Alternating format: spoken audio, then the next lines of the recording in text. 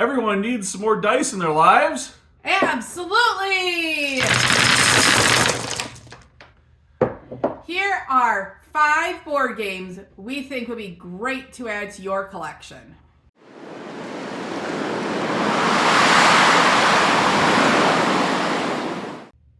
Welcome to Whisker Dice. Hey yo folks, I'm your host, the Cozy with the Most, and I am joined today by... Hi, I'm Suzanne.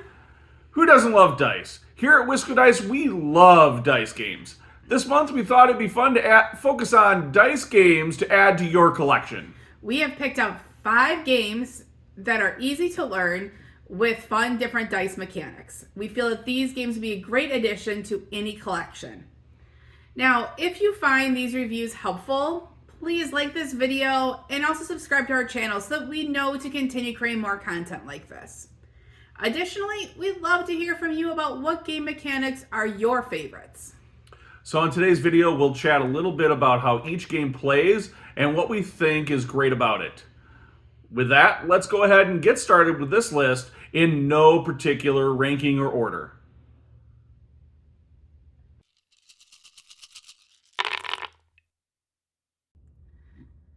We're starting off with Space Base from AEG. I chose this game because one of our viewers mentioned that it's a game her family really enjoys. And that got me thinking about how much I also really enjoy Space Base. This is a dice game for 2 to 5 players that has all players rolling dice on every player's turn. Your player board in Space Base has all of these cool spaceships that go from 1 to 12. And throughout the game, you'll be able to upgrade these ships. When they upgrade, you take the ship that was in the spot, let's say I was upgrading this 3, and move it and flip it upside down so the red area is tucked, is visible, and the rest of the card is tucked under your board. When it's your turn in Space Base, what will happen is you will roll these 2 dice. Just like so. Then you will consult your player board and you can take either the sum of the 2 dice, or you can take, say, the 3 and the 6 and match them up to your ships, or the sum, and I could have taken the 9. Then all of the other players at the table look at the cards that they've tucked into their player boards and try to match it up as well. Everybody gains the equivalent resources if they were able to match something. Of course, if you're the active turn player, you're guaranteed to match. If, say, the player over here would have matched on the 3 because they have a ship tucked in under the 3. Some ships provide income, some points, and others just give you increases to your ability to produce. This game is ultimately a race to get to the end of the scoring track first. That's this bottom track on your player board. When that happens, that triggers the end of the game, and all players get a additional turn so that the turns are equal, and then that's it. Whoever has the most points wins. So some positives for this game are that it has simple mechanics, there's simultaneous play, the artwork on the cards is very cute and fun to look at, and you get to roll dice a whole bunch during the game. Negatives for me with the game is that the cards are a little bit unusual size, so it takes some practice with shuffling them effectively, and then I rarely win this game. Well, that's one of those things I really love about this game, because that means I'm winning, which is always good. But what I really love about this game is the fact that everyone at the table is constantly doing something. If it's your turn, you're rolling the dice, and then everybody else is looking and checking to see if they gained credits or victory points or income. So there's constantly something going on, constantly something that's keeping everyone at the table engaged and really interacting with the game, and then most importantly, interacting with each other. And that's Space Base from AEG.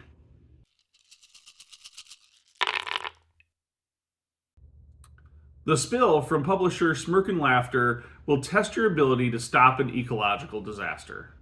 In this game, you are working with the other players to stop an offshore oil rig From killing all the wildlife and controlling and really focusing to control that oil spill from spreading far, far too quickly.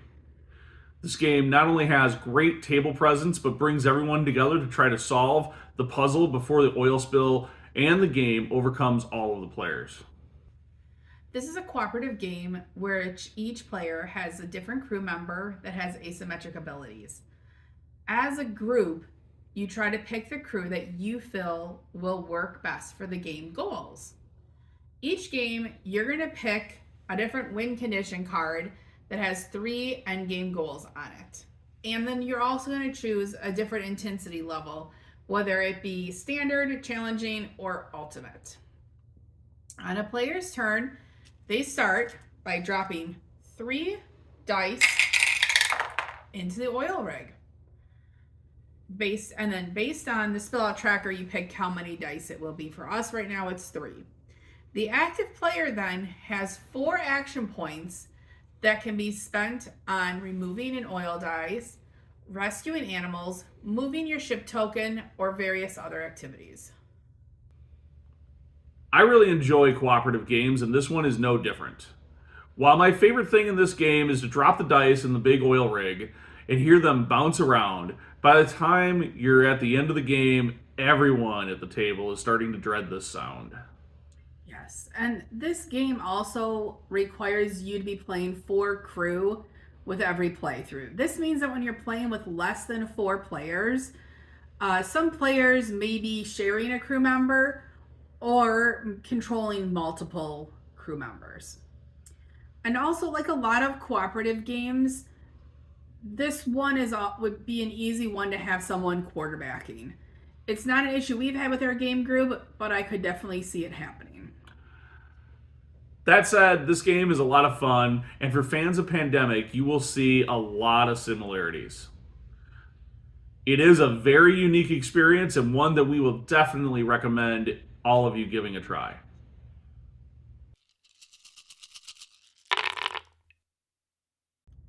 Next up is Dice Forge by Little Blood. This is one of my favorite games. It has everything: player interaction, simultaneous dice rolling, and you get to create your own dice in it. Dice Forge plays 2 to 4 players and easily can be played in 90 minutes, even at the full player count. One of my favorite things in games is that you minimize the downtime between player turns, and this game excels at doing that. You are constantly rolling dice, gaining resources, and participating in the game even when it's not your turn. For this game, starting each player's turn, all the players receive a divine blessing. What that means is that all players are going to take their 2 dice and they're going to roll them, and then they are going to collect the resources that are on these dice based on the different symbols. Resources can be gold, sun shards, moon shards, and glory. These are all tracked on the player board. Now, after everyone rolls and gains their resources, the active player must do one of 2 things. They can either pay the cost to upgrade 1 or more sides of their dice, or they can go on a hero quest and complete a feat by going down here on the board and spending the appropriate number of moon or sun shards. Once they pay their resources, they can purchase one of these cards and then they can gain the benefits on the card. You can then, as the active player, spend an additional 2 sun shards to take 1 additional action between purchasing dice faces or going on another hero quest. Dice Forge really maximizes the fun factor in this particular game. The fact that you're constantly rolling the dice and then crafting on those dice is really just a brilliant mechanic. There's always a real decision every time you get a chance to upgrade those dice.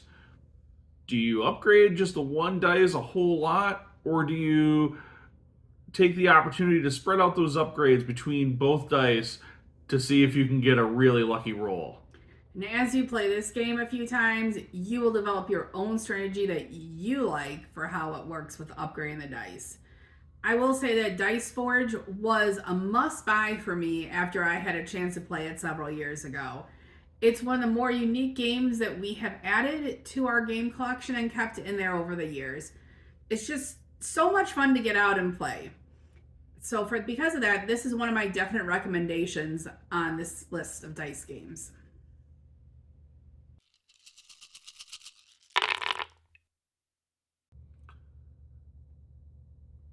Like many of you, since the first time I saw Indiana Jones and the Raiders of the Lost Ark, it has always been a part of me that wants to experience that type of adventure in archaeology.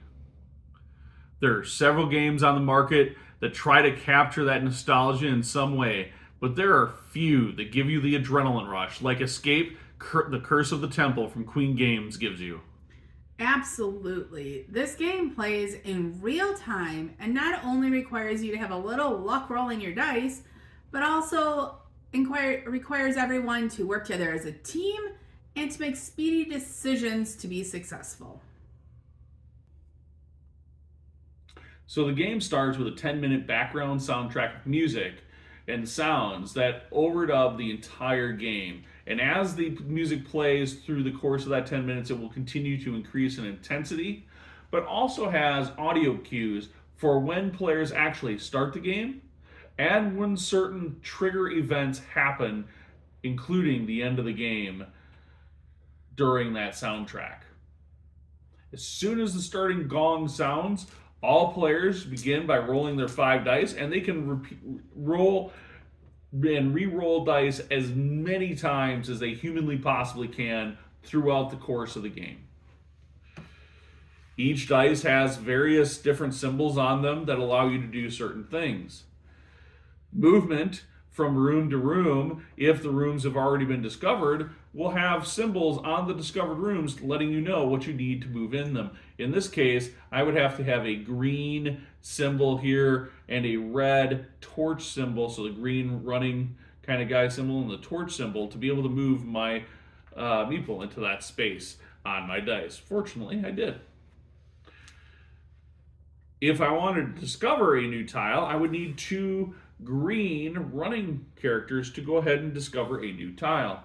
When discovering a new tile, I can place it on any available side of the room as long as there is an exit going into that room. Once it's discovered, I will need to be able to move into that room by now rolling what the symbols are on that room.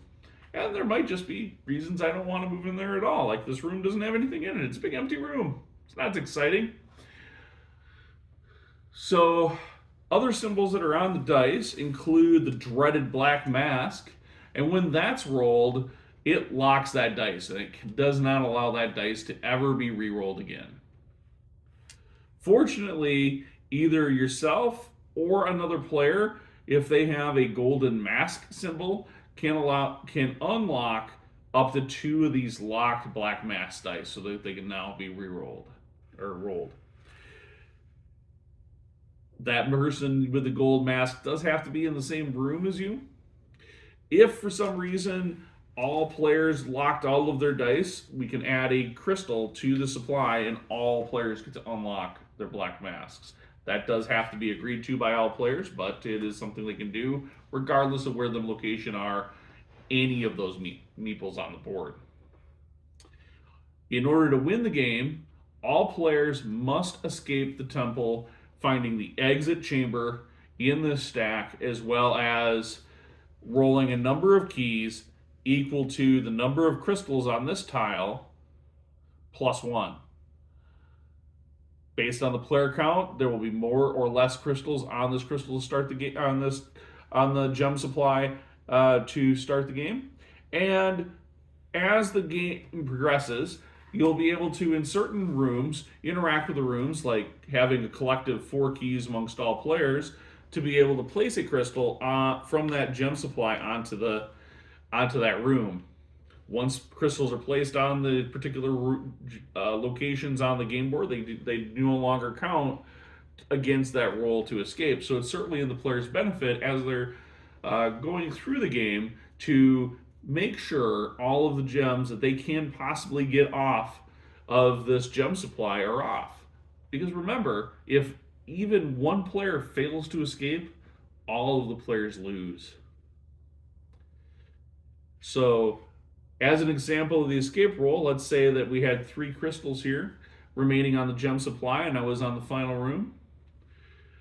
I would need to roll 4 key icons on my dice, and I cannot combine or cooperate with another player on this particular roll. I have to have 4 keys on my dice in order to be able to get out. Once I do that, I've escaped and I am no longer participating in the game. Hopefully, everyone escapes and you're able to win. The plus side is this game's only 10 minutes, so when you're done, you can re-rack and start over. Escape is a game of chaos with players shouting instructions, calling out for help from their fellow players, and the rapid exploration that takes place during this game. This game certainly wasn't one of my favorites the first few times I played it, but I do like the fact that this game takes only 10 minutes to play, and so it makes it a great filler game, or it's a great game that you can play and then keep upping the complexity to challenge yourself and play a number of expansions or another round of play still in a short period of time.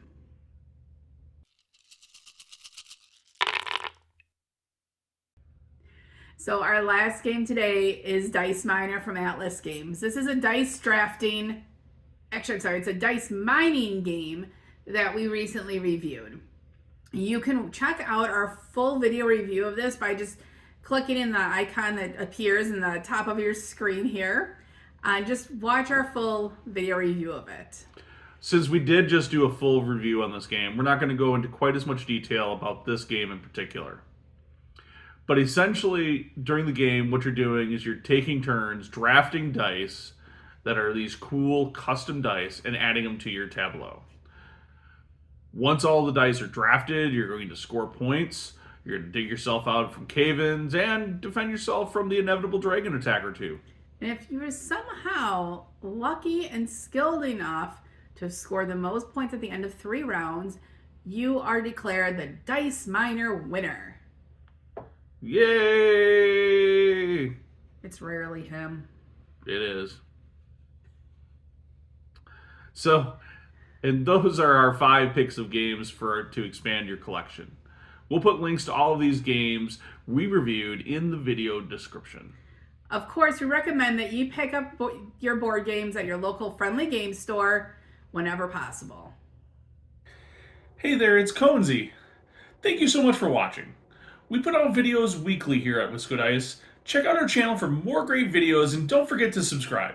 We also have more great content on our website at wiscodice.com.